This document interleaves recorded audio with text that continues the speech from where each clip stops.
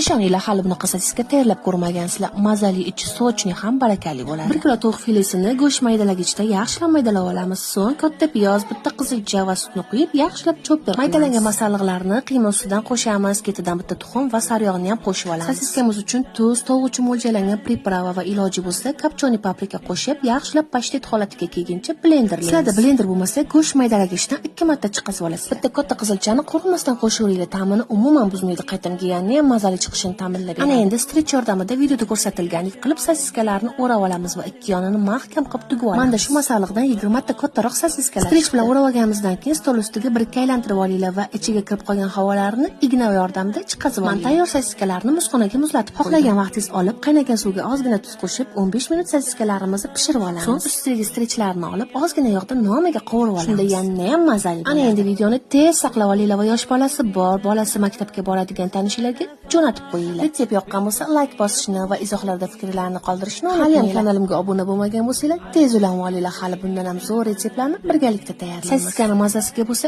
gap yo'q. Yegilak kelgan bo'lsa, keverasizlar. Hammaga yoqimli ishtaha.